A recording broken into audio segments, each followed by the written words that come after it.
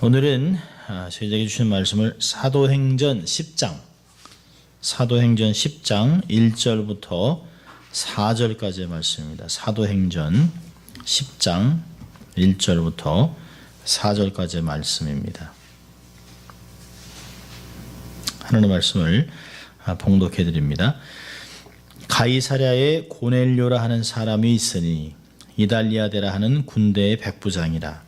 그가 경건하여 온 집으로 더불어 하나님을 경외하며 백성을 많이 구제하고 하나님께 항상 기도하더니 하루는 제9시쯤 되어 환상 중에 밝히 봄에 하나님의 사자가 들어와 가로되 고넬료야 하니 고넬료가 주목하여 보고 두려워 가로되 주여 무슨 일이니까? 천사가 가로되 내 기도와 구제가 하나님 앞에서 상달하여 기억하신 바가 되었으니. 하나님의 말씀입니다. 자, 오늘은 기억되는 인생이라고 하는 제목으로 말씀을 나누려고 합니다. 사실은 사도신경을 간행하려고 계속 마음을 갖고 있는데요. 하나님이 계속 제 마음을 무겁게 하셔서 매주 제게 깨달음을 주시는 말씀을 당분간은 좀 나누려고 합니다. 오늘은 하나님이 기억하는 인생, 기억되는 인생. 사실 사람들을 이렇게 만났을 때 나는 기억하는데 그 사람이 나를 기억 못하면 조금 섭섭한 게 있습니다. 또 어떤 때는요, 그 사람은 막 반갑다고 와서 인사하는데 전혀 기억이 안 나요. 그러면 되게 미안합니다. 사람이라는 게 그런 것 같아요. 사람이 사람들에게 기억되는 것도 참 중요하고요. 또 다른 사람을 기억하는 것도 상당히 중요하다고 생각합니다. 그 어린아이들 그러잖아요. Don't you remember me? 이런 얘기를 합니다. 저는 이제 여러 군데를 이제 강의를 한 적이 있기 때문에 생각지도 않은 곳에서 목사님 안녕하세요. 저 기억나시죠? 그러면 제가 상당히 당황스럽습니다. 분명히 제가 생각하는 거죠. 교인은 아닌데 어디서 봤을까? 분명히 제가 강의를 했기 때문에 만났으리라고 저는 생각하는데요. 오히려 엉뚱당치도 않은 이야기를 합니다. 송창현 목사님 동생이시죠? 그러면 예. 어떻게 어디 하와이에 있을 때 형님하고 이렇게 해서 자기가 한번 대접을 했노라 하는데 저는 전혀 기억이 없는 거예요. 그래서 근데 이제 제가 미리 얘기를 하죠. 죄송합니다. 제가 아팠기 때문에 기억력을 많이 잃어버렸습니다. 그래서 제가 전혀 기억을 못합니다. 괜찮습니다만 좀 섭섭하네요. 그래서 너무 죄송한 마음이 참 많습니다. 사람들 앞에서는 이렇게 미안하다라고 할 수 있지만 사실 하나님이 나를 기억 못한다 그러면 황당한 이야기죠. 사실 마태복음 7장이 그런 얘기 아니에요? 마태복음 7장 21절부터 23절까지 주연애가 주의 이름으로 선지자 노릇도 하고 병도 고치고 많은 사역을 했습니다. 근데 주님이 나 너 전혀 모른다. 나는 너를 부른 적도 없다. 그리고 그들은 결국은 하나님 앞에서 불법을 행하는 자들 앞에서 물러가라고 얘기를 합니다. 사실 우리가 이렇게 사람을 다시 만날 기회가 있고 또 다른 기회가 있다면 사실 잊어버렸다가 기억을 하면 됩니다만은 사람한테는 어떻게 세컨 찬스가 있지만 주님한테는 제2의 찬스가 없어요. 또 사람들이 나보다 조금 높은 우리가 주로 우리가 어떤 사람이냐를 드러낼 때 우리보다 낮은 사람을 얘기하지 않습니다. 어느 장관, 장군, 어떤 높은 사람, 법관, 어느 목사님 이런 분들하고 이렇게 안다 이렇게 얘기를 합니다. 근데 정말 우리가 누구한테 기억돼야 될까? 하나님이 기억하는 인생.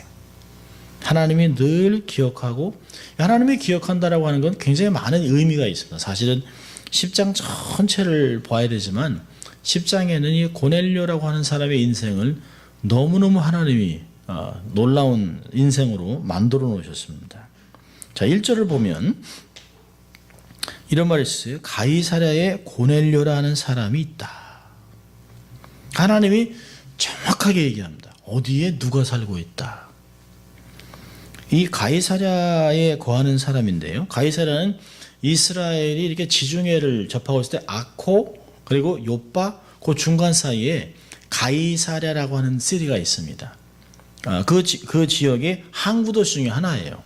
특별히 그 헤롯 대왕이 로마 와 연락을 신속하게 하기 위해서 거기를 로마 스타일로 건설을 했습니다.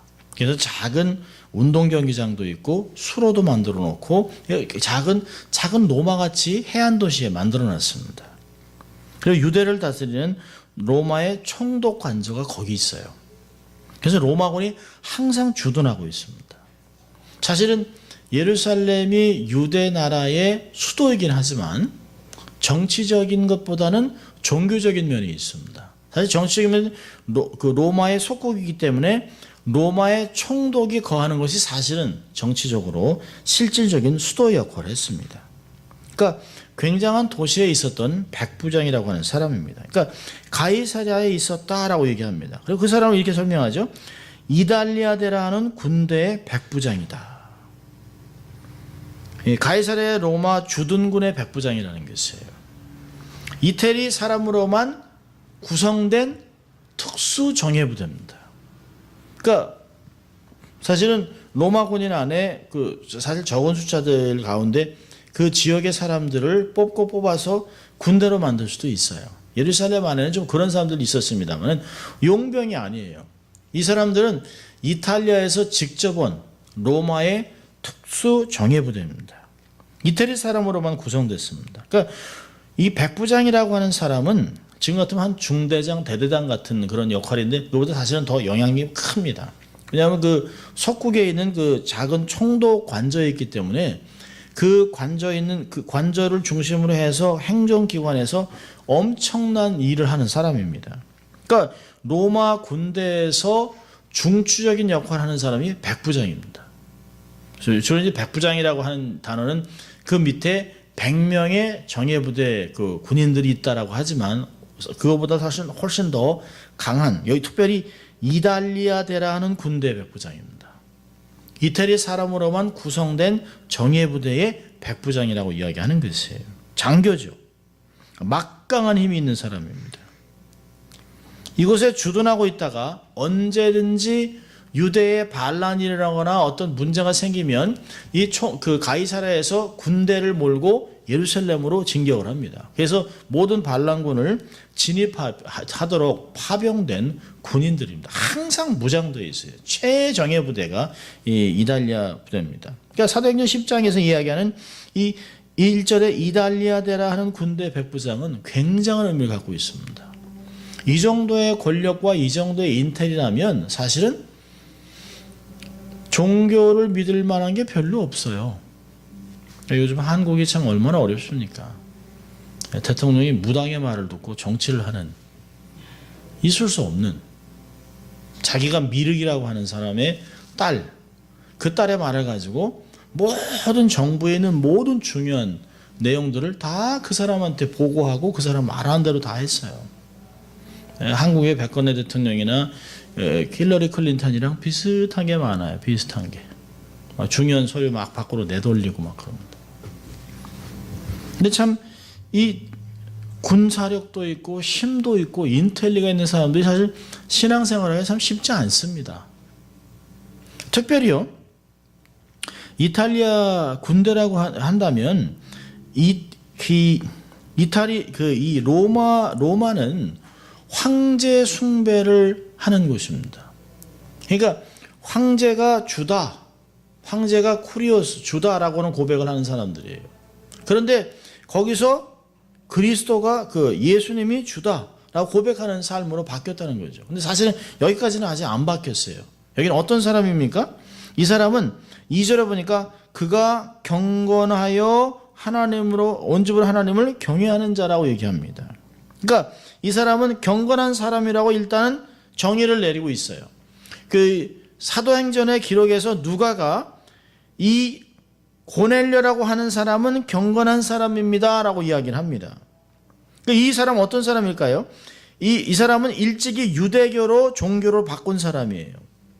유대인들이 섬기는 여호와 하나님에 대한 소문을 듣고 이방인으로 흔치 않는 이리지만 피정복문이 섬기는 여호와 하나님을 자기의 하나님으로 섬긴 사람입니다. 그러니까 개종을 한 사람이에요.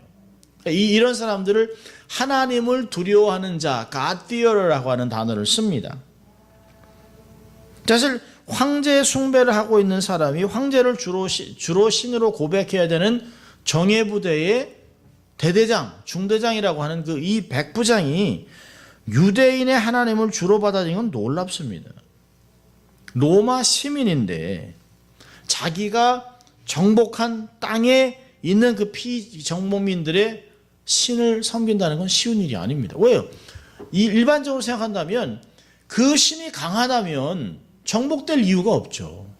옛날에 고대 근동이나 이 고대 전쟁들을 보면 신들의 전쟁이에요. 우리의 신이 얼마나 더 세냐 그걸 증명하기 위해서 전쟁을 치러서 이겨요. 그리고 나면 우리의 신상 앞에 정복된 그 땅에 신을 가져와서 그 신을 부서뜨리거나 무릎을 자르거나 해서 엎드려 놓습니다. 그리고 그 신들을 많이 모아놔요. 그러니까 신 중에서 우리의 신이 가장 큰 말둑이라고 하는 신을 세워놓으면 그 옆에 자기들에게 정복된 나라의 모든 신들을 다 밑에다가 한 단계, 두 단계 낮은 데 내놔요.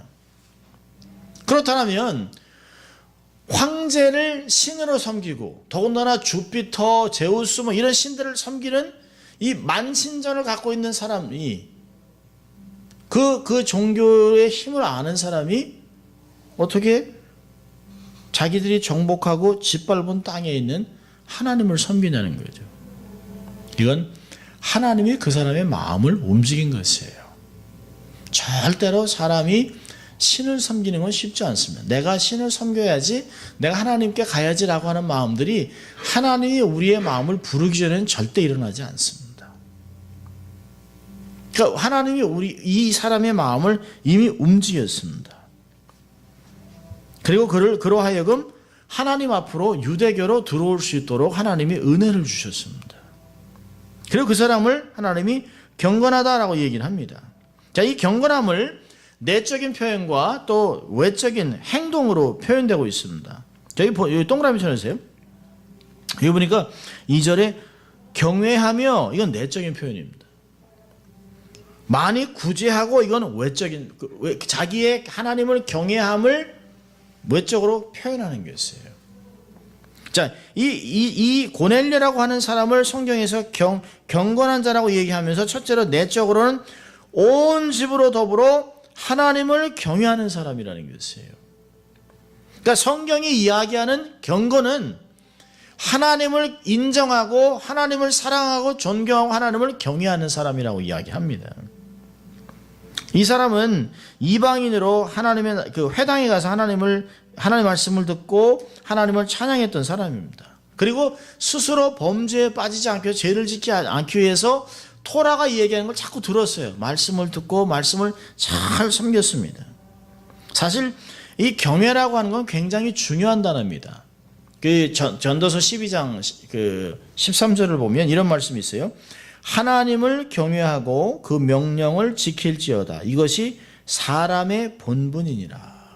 사람이라면 하나님을 경외하고 하나님의 형상으로 만들어진 그 주인 하나님을 경외하고 그분이 하신 말씀을 지켜나가는 것이 사람의 도리라는 것이에요. 사람의.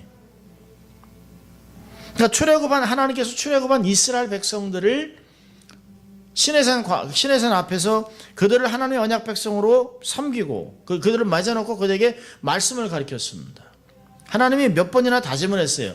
출애굽기 19장을 보면 모세에게 내가 너희들이 내 말을 듣고 말씀을 순종하면 내가 너희를 열방을 향한 제사장 나라로 삼아서 하나님의 영광을 위해 쓰임받는 민족이 되게 하겠다. 이 말을 장로들에게 얘기해라. 그러니까 장로들이 모세가 하는 일 듣고 그렇게 하겠습니다. 그러니까 모세가 하나님께 가요. 하나님, 백성들이 하나님 말씀 따르겠답니다. 그러면 너만 산 위로 올라와라. 여호수아 70인 장로는 이렇게 그 밑에 있으면서 산에 어느 짐승도 올라오지 못하도록 다 막아라. 그러니까 또 내려가 얘기해요. 하나님께서 우리 어떤 명령을 하시기 위해서 나를 혼자 올라오라고 합니다. 그래서 절대로 산 위에 중턱에 올라오면 안 됩니다. 다 죽습니다. 그러면서 거기에 19장에 하나님이 구름과 불과 그 지진을 통해서 하나님의 영광을 드러내요. 그리고 출애굽기 20장에 십계명을 줍니다. 그리고 언약 백성을 삼았습니다. 그리고 이 출애굽기에서 20장에 십계명을 준 후에 레위기에서 이 출애굽을 십계명과 함께 다 모든 민법들을 설명을 하면서 거기서 가장 중요한 키는 하나님을 경외하게 하는 것이에요. 자, 신명기 8장 6절을 보면 이런 말씀이 있습니다.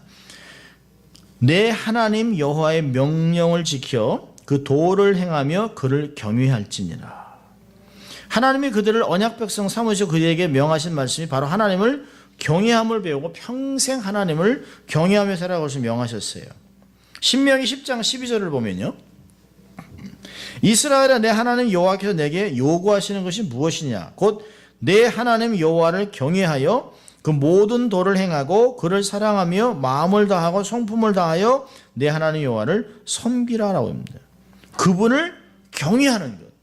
하나님을 경외하면서 도를 행하고 온 몸과 정성을 다해 그분을 사랑하고 섬기는 것이라는 거예요. 하나님께서 신명기에서 얘기합니다. 그들을 낮춘 것은, 겸손하게 한 것은 그들로 하여금 하나님 경외함을 배우기 위함이라고 얘기합니다. 그러니까 하나님이 하나님 백성들에게 가장 원하는 게 한 가지 있다면 너희들은 나를 경외함을 배워라. 나를 경외하. 그러니까 경외한다는 단어는 여러 가지가 의미 있습니다. 인정한다, 존경한다, 두려워한다는 것이에요. 그러니까 절대로 함부로 하나님을 취급할 수 없다는 것이에요. 여기 보니까 고넬료는 자기만 그런 것이 아니에요. 온 집안으로, 온 집으로 더불어 하나님을 경외했다. 집안의 영적 리더로 가정을 경건하게 인도하고 있다라고 이야기하고 있습니다. 자, 많은 사람들이 믿음이 있지만 믿음을 드러내지 못하는 사람들이 있어요. 정말 자기는 교회를 다닌다고 하고 하나님을 믿는다고 하고 날마다 기도한다고 하지만 삶에서는 아무것도 드러나지 않아요. 그래서 야고보에서 2장에서는 뭐라고 합니까? 행함이 없는 믿음은 죽은 믿음이라. 삶을 살아가는데 예수 믿는지 안 믿는지 전혀 알 수가 없어요. 여기서 얘기하죠. 하나님을, 오늘 본문에 보니까 고넬료는 하나님을 경외하면서 그 경외함이 어떻게 나타나요? 백성들을 많이 구제했다는 거예요. 어떤 사람일까요? 가난한 사람들입니다. 그 당시에 피정복민이 얼마나 힘들겠어요. 얼마나 많은 착취를 당하겠어요. 가난한 사람이 얼마나 많겠어요. 특별히 여기서 가난한 사람을 도왔다고 하는 것은 어떤 사람일까요? 유대인들. 자기가 짓밟고 있는, 자기가 정복한 나라의 가난한 백성들을 돕는 건 쉽지 않습니다. 그런데 그들이 섬기는 하나님, 자기에게 어떻게 인생을 살아가라고 말씀하시는 그 하나님을 경외하면서 그분이 사랑하는 그분의 언약 백성들, 또 가난한 사람들, 유대인뿐만 아니겠죠. 가난한 그 지역의 가난한 사람들을 지속적으로 도왔습니다. 여러분, 이스라엘 사람들이 구원을 받는 길을 세 가지라고 얘기합니다. 유대인들에게 아주 중요한 세 가지가 있는데, 첫째는 뭐냐면 성전 제사입니다. 성전 중심이에요. 이 성전을 통해서 성전에 들어가느냐 못 들어가느냐가 굉장히 중요한 걸 따져요. 성전에 들어가야 제물을 드리고 속죄함을 받을 수 있습니다. 그래야 자기 죄가 온전히 사해져요. 그런데 성전에 못 들어간 사람들은 누굴까요? 세리, 그 다음에 창기, 그리고 장애인들입니다. 장애인은 들어갈 수가 없어요. 부정하기 때문에 들어갈 수가 없습니다. 그래서 예수님이 이 땅에 오셔서 장애인들을 고쳐서 하신 게 뭐예요? 내가 내 몸을 가지고 제사장에 내 몸을 보이고 치유된 걸 통해서 내가 죄사함을 확인하라는 거예요. 굉장한 거죠. 주님은 놀라운 혁명적인 일을 하신 거예요. 성전 예배를 통해서 죄사함 받고 감사 예물을 드리고 절기 때마다 자기의 몸을 하나님께 드리면서 언약 백성으로 확인해 나가는 게 성전 중심입니다. 자, 두 번째는요, 토라. 하나님 말씀이에요. 창출 내민신 토라를 중심입니다. 이 말씀을 듣고 마음에 새기고 말씀을 자꾸 암송하는 거예요. 자, 세 번째는 뭘까요? 세 번째는 선한 행위입니다. 선한 행위. 선한 행위는 이미 우리가 마태복음 6장에서 봤습니다.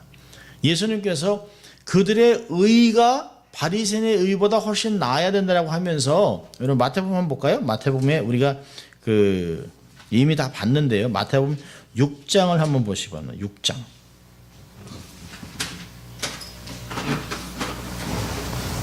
마태복음 6장을 보면 예수님이 선을 이야기하면서 선한 행위를 세 가지를 얘기하고 있는데요.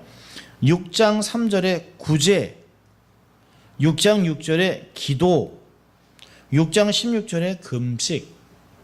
이 세 가지는 자기의 의를 세우는데 아주 중요한 덕목입니다. 그러니까 예수님께서 오셔서 바리새인들이나 이 장로들의 유전을 또 말씀을 폐한 게 아니에요. 그들의 문제는 뭘까요? 외식하는 데 있다는 거예요. 외식하지 말고 구제하고 기도하고 금식하는 걸 바로 하라는 것이에요.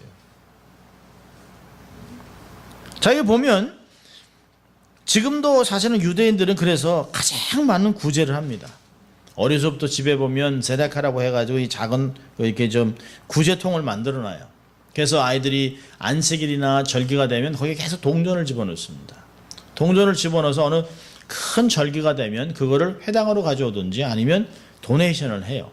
그래서 유대인들이 그 돈을 가지고 가난한 자를 돕기도 하고 병원을 짓고 학교를 짓고 사회에 많은 것들을 환원해 줍니다. 세상에서 가장 많은 구제를 하는 사람은 민족이에요. 근데 이 구제하는 목적이 뭐죠? 하나님 앞에 선을 쌓아나가는 거예요. 선을.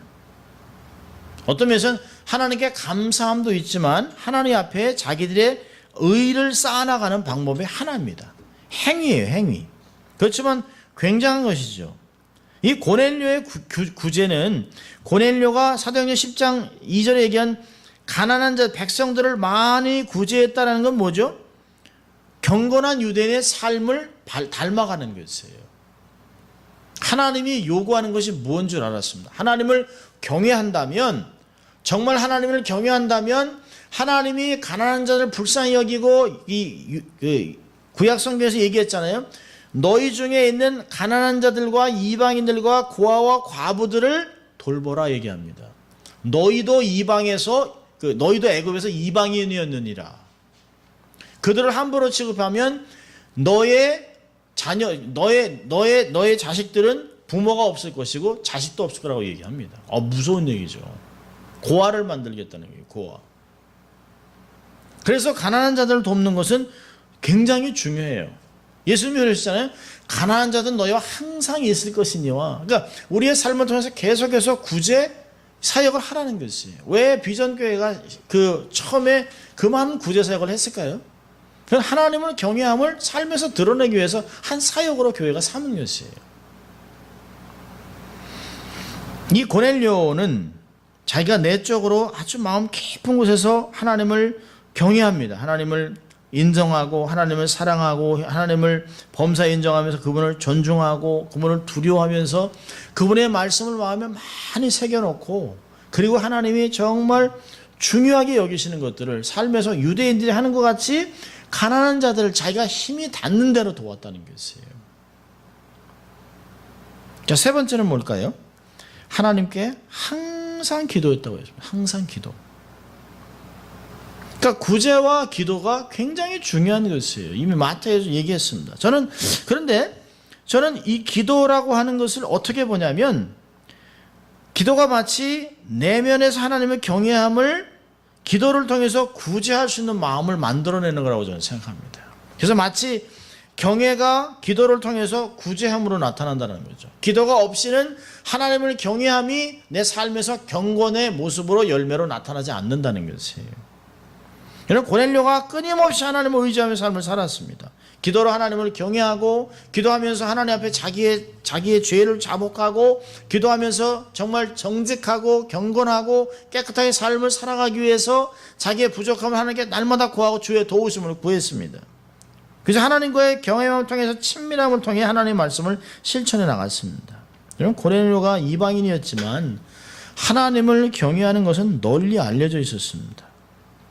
이 고넬료가 베드로에게 보낸 하인이 자기 주인에 대해서 하는 말이 있어요. 22절 보세요. 22절을 보면 하나님이 보낸 고넬료가 보낸 하인이 와서 얘기합니다. 자, 22절, 10장 22절 같이 읽습니다. 시작.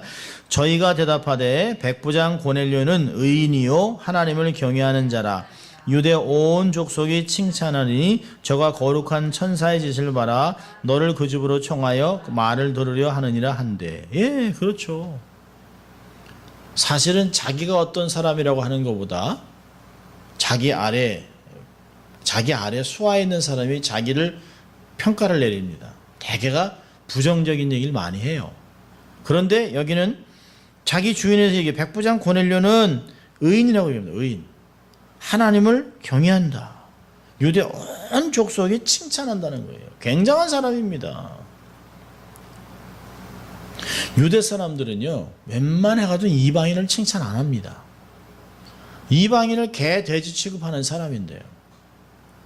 그런데 자기들에게 자비를 베푸는 게 한두 번이 아니라 지속적으로 계속하면서 저 사람이 정말 우리 하나님을 섬기는 그런 사람으로 변하면서 지속적으로 경건을 행하면서 이 사람이 선을 행하고 저 사람의 의의가 상당하구나. 그러면서 그 사람이 의인이라고 고백을 하고 그 사람이 칭찬을 받았다는 것이에요. 굉장한 사람이죠. 사실 점령군의 장교가 정복한 땅에서 존경받는 것은 쉽지 않습니다. 일반적으로 점령군들은 아주 잔인합니다. 그 나라를 짓밟고 힘과 권력과 핍박을 통해서 그 민족들을 완전히 말살시키려고 하죠. 완전 종같이 여기죠. 여러분, 한일 합방이 되고 나서 일본 사람이 한국 사람을 얼마나 함부로 취급했습니까? 파리 새끼 목숨보다 더 가볍게 여겼어요. 아무나 죽이고, 종로거리 같은데 일본 사람들이 그 야쿠자들이 칼을 가지고 한국 사람 뭐라고 조선생 그냥 칼로 배 죽였습니다. 걔도 아무도 그에 대해서 말할 수가 없었어요. 여인들을 잡아다 강간을 하고 또 위안부로 데려가서 군인들의 위안부로 사용하고 돈을 다 뺏어가고 뭐 구리 같은 거 다 해서 총을 만들기 위해서 다 뺏어가고 돈을 다 뺏고 땅을 뭐 자기 마음대로 다 나눠가지고 일본을 쫓아오는 사람들 돈을 다 주고 그런 일을 막 했어요.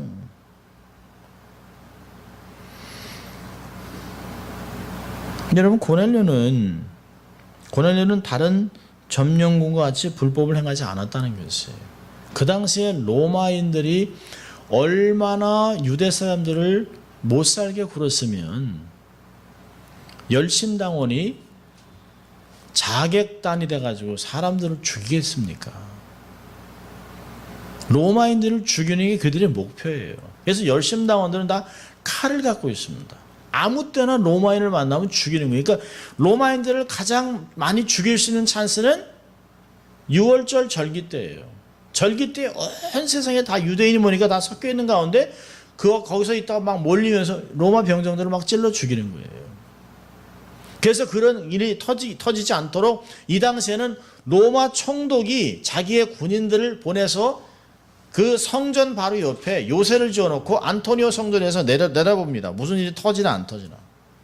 그럴 정도예요. 그리고 그때는 무자비하게 그들을 잡습니다.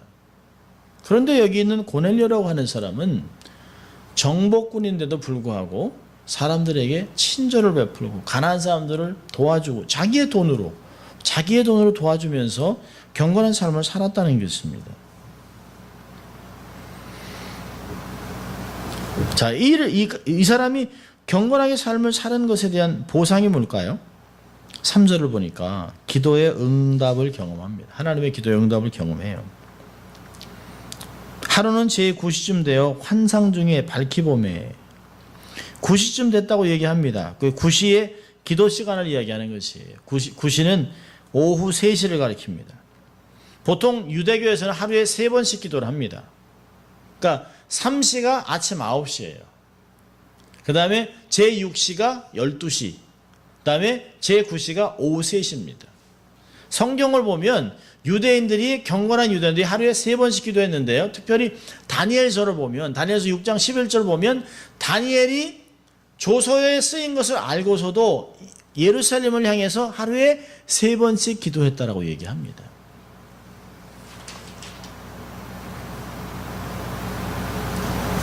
그런 거 보면 고넬료는 유대인들이 하루에 3번 기도하는 스케줄을 따라서 기도했던 것을 볼 수 있어요. 지금도 유대인들은 하루에 3번씩 기도합니다. 근데 그 3번의 기도를 따라하는 그 종교가 어느 종교인지 아세요? 무슬림. 무슬림이 시아파는 하루에 3번 하고요. 순니는 하루에 5번 합니다. 그러면서 이슬람이 유대교를 유대교보로 그건 종교가 아니라고 얘기하죠. 자기네가 다 카피를 해놓고 유대교를 다 흉내내는 것이에요. 이 고넬료가 평상시 하던 대로 그 오후 3시가 돼서 기도를 하고 있습니다. 기도를 하는데 하나님의 사자가 환상 중에 보니까 하나님의 사자가 자기에게 와요. 그리고 환상 중에 하나님의 음성을 듣습니다. 깜짝 놀라죠. 그 고넬료가 주목해서 무슨 일입니까? 이게 어찌된 일인가? 내가 뭘 보는 거지? 이런 게 있습니다. 근데 주님 무슨 일입니까? 라고 그러니까 천사가 얘기하죠. 내 기도와 구제가 하나님 앞에 상달하여 기억한 바 됐다라고 얘기합니다. 놀라운 말씀 얘기하죠. 하나님이 그의 삶을 인정하고 그의 삶을 기억하고 그의 기도를 응답한다는 것이에요. 하나님이 고넬료의 기도와 구제를 다 알고 있습니다. 때가 돼서 그에게 구체적인 응답과 함께 은혜를 베푸시는 것이에요. 우리는 가끔 기도하다가 우리 생각대로 응답이 안 되면 낙심하죠. 또 분노하죠. 짜증을 내죠. 도대체 기도하는 게 무슨 가치가 있을까? 기도는 정말 하나님이 들어주시는 걸까? 하나님은 정말 내 상황을 알고 있을까? 하나님은 정말 이 상황에서 우리를 응답하신가? 내가 하나님의 백성 맞나? 내가 정말 크리스천 맞나? 이 기도에 무슨 의미가 있을까라고 하는 질문을 해야 될 때가 있습니다. 아무리 기도해도 아무런 변화가, 아무리 오래 기도해도 아무런 변화가 일어나지 않을 때 사람들은 낙심합니다. 또 사람들은 선한 일을 하다가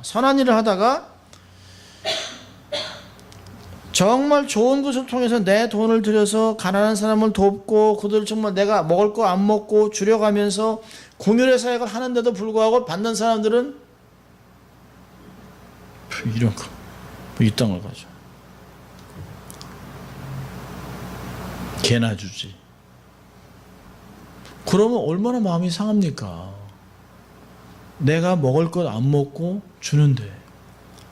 어떤 홈레스는요, 코로 주니까 던져요. 제 마음이, 나도 1불 25전 세이브 하려고 집에서 여기까지 걸어 다니는데, 그래서 어떤 때는 1불 25전을 홈레스한테 딱 주고, 그래, 난 아직 하나님께 건강하니까 그냥 걸어가야지. 이러고 오는데요. 1불 25전에서 1불은 자기가 주머니에 넣고 코는 던져요. 그러면 어떤 마음이 드냐면, 저 인간은 주면 안 되겠다. 근데 항상 거기 앉아있거든요. 그거 항상 거기. 근데도 지나가면 또 달래요. 또 이렇게. 그러고 보면 밑 빠진 덕에 물 붓겠지. 내가 저 인간을 주려고 이 돈을 차라리 오스카를 주겠다. 오스카를. 그런 마음이 생겨요. 참 선한 일을 하다가 우리 마음이 상하지 않는 게 굉장히 중요해요. 기도하다 낙심하지 않는 게 중요합니다. 기도하다가 응답이 안 된다고 짜증을 내지 않는 게 중요해요. 기억하세요. 하나님은 모든 것을 보고 다 알고 계세요. 단지 하나님이 내가 다 들었다 라고 하는 응답이 우리의 마음에 없기 때문에 우리는 하나님이 정말 내 기도를 들으시나 라고 하는 마음이 있습니다. 여러분 출애굽기 3장을 보세요. 제가 여러분들에게 이제 자주 돌아가는 말씀 중에 하나인데요. 출애굽기 3장. 출애굽기는 이스라엘 백성이 애굽에서 400년의 노예 생활을 했어요. 400년의 노예 생활을 했으면 얼마나 많은 시대가 지났습니까? 400년이 넘는 노예 생활을 하는 동안 이스라엘 백성들은 어떤 마음이 생겼을까요? 하나님이 정말 계시긴 계신 거야? 그냥 차라리 여기서 그냥 여기서 그냥 우리 애굽 사람으로 살지 뭐 이스라엘 해 라고 할지도 몰라요. 그런데도 부모님들은 결국 하나님께서 우리를 부르실 것이다 라는 말을 계속 얘기를 합니다. 자, 3장 보세요. 3장 7절. 3장 7절이에요. 3장은 이제 모세를 하나님이 부르셔서 그를 출애굽을 시키는 리더로 만들기 위해서 부릅니다. 7절에 하나님 말씀하세요. 여호와께서 가라사대 내가 애굽에 있는 내 백성의 고통을 정령히 보고 그들이 그 간역자로 인하여 부르짖음을 듣고 그 우고를 알고 내가 내려와서 그들을 애굽의 손에서 건져내고 그들을 땅에서 인도하여 아름답고 광대한 땅 젖과 꿀이 흐르는 땅 곧 가나안 족속, 헷 족속, 아모리 족속, 브리스 족속, 히위 족속, 여부 족속의 지방에 이르려 하노라. 이제 이스라엘 자손의 부르짖음이 내게 달하고 애굽 사람이 그들을 괴롭게 하는 학대도 내가 보았으니 이제 내가 너를 바로에게 보내어 너로 내 백성 이스라엘 자손을 애굽에서 인도하여 내게 하리라. 근데 모세가 내가 누군데? 이런 말을 합니다. 여기 중요한 것들이 있어요. 그 이스라엘 백성들은 그냥 어떻게 하든지 건강하게 잘 지내고 이렇게 살아가는 게 그냥 좋다고 생각하고 있었어요. 더군다나 남자들을 자꾸 애기들을 죽이니까 이제 뭐 씨도 말르고 그런 것 같아서 이거 어떡하나 하는 생각이 있었습니다. 아마 모세도 자기 나름대로 자기의 민족을 구하려고 하다가 사람을 죽인 것 때문에 미디안으로 피신을 왔어요. 그리고 40년 동안 아무도 자기를 모세로 불러주지 않습니다. 자기 생각엔 하나님이 나를 들어서 이스라엘 백성을 구원하겠거니 생각을 해서 자기가 힘으로 일들을 풀어가려고 했는데요. 오히려 살인자가 돼서 소문이 나니까 미디안 광야로 도망했어요. 그리고 미디안 광야에서 정말 처량하게 왕자의 삶이 목자가 돼서 광야에서 얼굴이 새카매지고 그냥 평범한 노인네가 돼버렸습니다. 80이 돼버렸어요. 백발에 힘도 없고 새카맣게 타버린 그냥 그것도 자기 양도 아니에요. 그 장인의 양을 그냥 키우는 거예요. 그런데 하나님이 자기를 불러요. 그리고 7절에 이런 얘기합니다. 7절에 보니까 내가 하나님이에요. 내가 중요한 단어를 있죠. 내가 다 보고 듣고 알고 있다. 이 8절에서는요. 내가 내려와서 건져내고 인도하겠다. 그러니까 하나님이 다 보고 하나님의 계획도 다 있어요. 언제요? 때도 나와요. 이때예요. 이제 두 번 얘기합니다. 하나님의 사랑과 관심을 다 얘기해 하나님의 계획을 다 얘기해요. 얼마나 답답하겠어요. 모세 입장에서는요. 그런데 성경 우리가 얘기하는 거죠. 하나님이 모르시는 분이 아니에요. 하나님은 400년 동안 이스라엘 백성을 애굽이라고 하는 곳에 애굽에 특별히 마치 자궁과 같이 가장 안전하고 애굽 사람들이 가지 않는 그 짐승을 키우는 목축하는 것을 저주받은 사람에서 그쪽에 가지 않는데 이 고센 땅이 아주 비옥한 땅입니다. 거기서 자녀도 많이 낳고 하면서 70명이 거의 300만 명의 백성, 300만 명의 민족을 이룰 때까지 하나님이 거기서 전쟁을 치르지 않는 가운데서 가장 안전하게 있어요. 노예로 있었지만 애굽 때문에 한 번도 전쟁을 치른 적이 없어요. 사람이 전쟁으로 죽은 적이 없습니다. 그건 하나님의 계획이에요.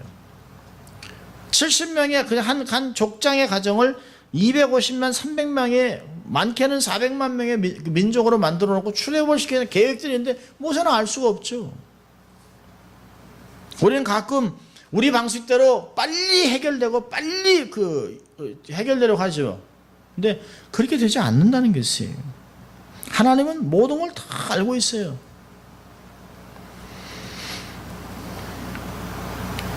하나님은 하나님 방법대로 하나님의 때에 하나님의 뜻을 이루기 위해서 가장 최고의 최선의 방법을 택하세요.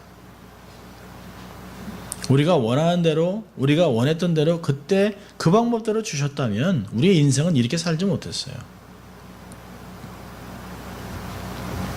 여러분 이렇게 경건하게 삶을 살았던 고넬료에게 하나님이 주신 은혜가 뭘까요? 자, 10장 44절을 가보세요. 사도행전 10장 44절 보면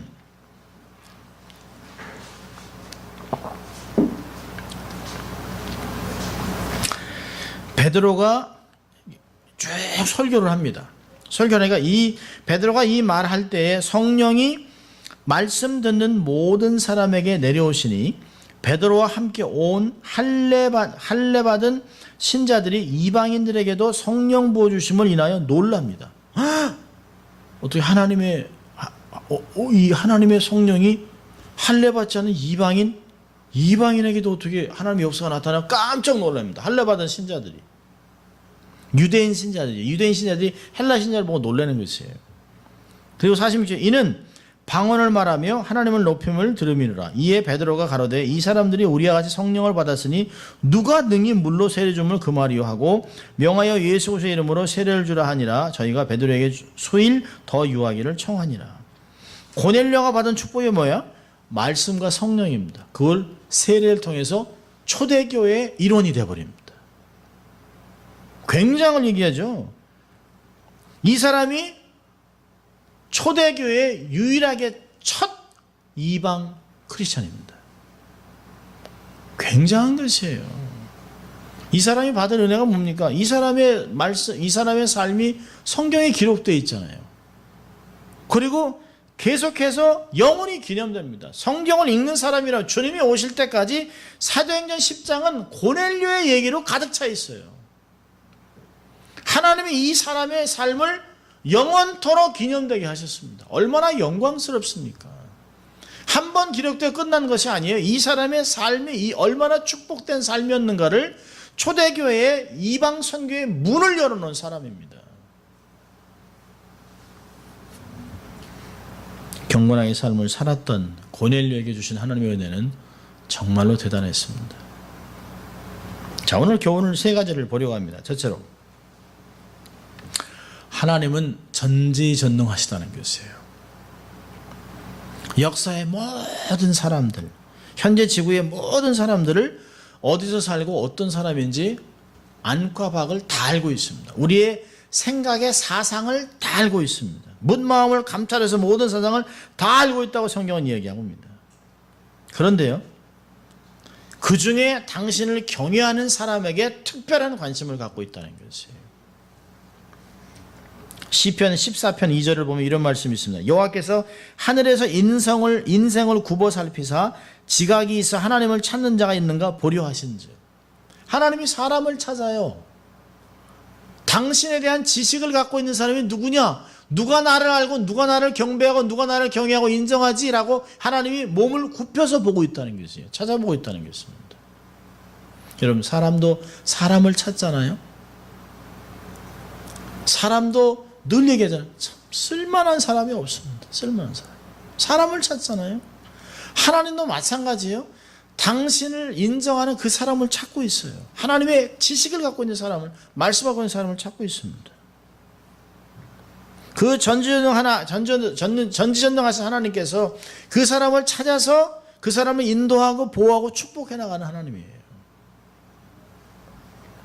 언약 백성들에게 주님 말씀하시면 내가 세상 끝날까지 너희와 항상 함께하겠다. 그런 약속을 주시는 하나님입니다. 무소부재하시고 전지전능하시고 다 알고 계시는 그 하나님입니다. 하나님이 나를 모르며 나의 머리에 몇 개가 있는, 머리카락이 몇 개가 있는 것도 아세요. 그 전지전능 하나님께서 얘기하잖아요. 너의 모든 것을 다 주리라. 염려하지 말아라. 걱정하지 말아라. 공중에 나는 새를 봐라. 들풀을 봐라. 주님이 다 먹이지 않느냐? 솔로몬의 영광도 이 들풀리의 영광만큼도 하지 못한다. 이따가 하루아침에 꺾여서 불에 던지는 것을 이렇게 먹이는데 하물며 너희들이겠냐? 이런 것들을 기억하라는 것이에요.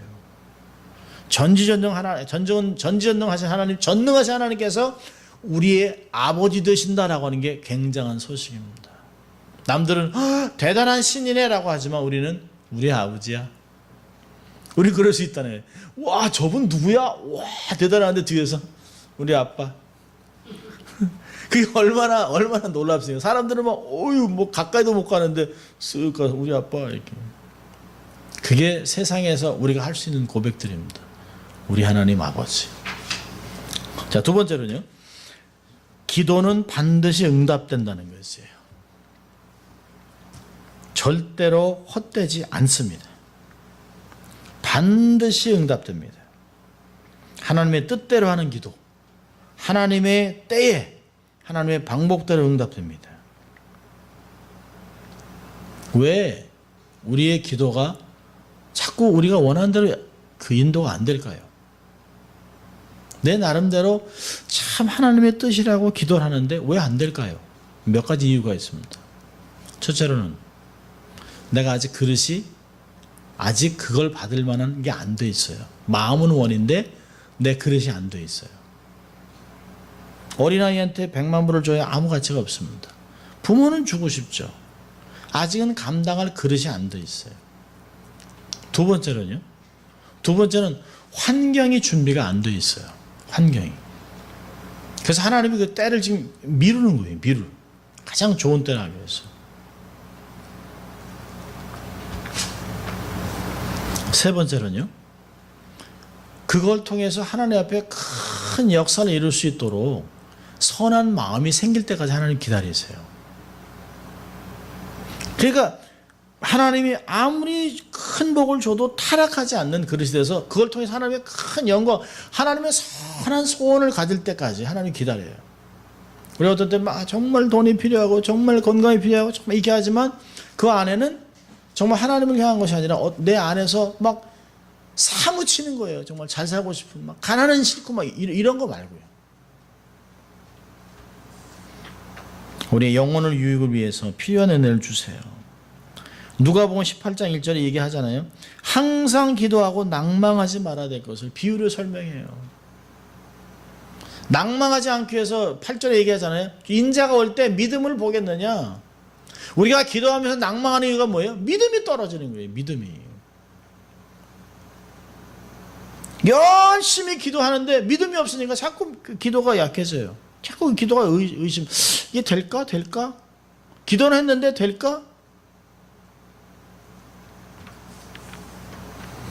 기도는 반드시 응답됩니다. 하나님은 우리의 기도 제목을 바꿔가면서도 응답하게 하세요. 세 번째로요. 경건의 유익은 크다는 거예요. 경건은 반드시 삶의 행함으로 드러나야 되는데요. 가난한 자들을 돕고 소외된 사람들을 도와주고 이렇게 하다 보면 그 경건의 유익은 굉장히 커요. 왜요? 하나님이 기억하기 때문에. 하나님이 보상하기 때문에. 갈라디아서 6장 9절은 이렇게 얘기합니다. 우리가 선을 행하되 낙심하지 말지니 피곤하지 아니하면 때가 이름에 거두리라. 피곤하지 않으면 그만두지 않으면. 성경도 알잖아요. 선을 행하다가 아유 나 그냥 안 주고 말지. 아유 저 인간. 우린 그럴 때가 있어요. 홈레스 보고 아니 코로 4개 모임이 일물인데 그 보면 참 속으로 어떤 생각은 그러니까 당신이 계속 이렇게 사는 거야. 돈 모으는 사람이요 일전도 주서요. 일전도. 근데 선을 행할 때 낙심하면 안 돼요. 낙심하면 그만두게 돼요. 그만두면 피곤하면 열매를 못 얻어요.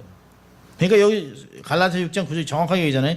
우리가 선을 행할 때 낙심하지 말지니 피곤하지 아니하면 계속 진행하면 때가 되면 거둔다. 때가 되면 열매를 거둔다는 뜻이에요. 굉장한 걸 이야기하고 있습니다. 오늘 말씀을 기억하면서 내가 정말 어떻게 해야 하나님이 기억하는 인생이 될까? 사람들에게 기억되는 것도 중요해요. 사람들에게 막 유명하고 사람들에게 막 그냥 막 사인 받아놓은 팬이 많은데 하나님은 나 너 몰라 그러면 끝나는 거죠. 정말 이 땅에서 무명한 것 같았는데 하나님이 어휴 내가 너를 기억한다. 착하고 충성된 종아. 그게 중요한 거죠. 사람에게 기억되는 것보다 중요한 것은 하나님께 기억되는 것이에요. 그렇게 되면 때를 따라 돕는 애를 주시고 축복을 하셔서 이 땅에서 하나님의 뜻을 이뤄가는 하나님의 뜻을 실현해가는 성도들로 만들어 주실 것입니다. 내가 어떻게 하면 하나님께 기억될까?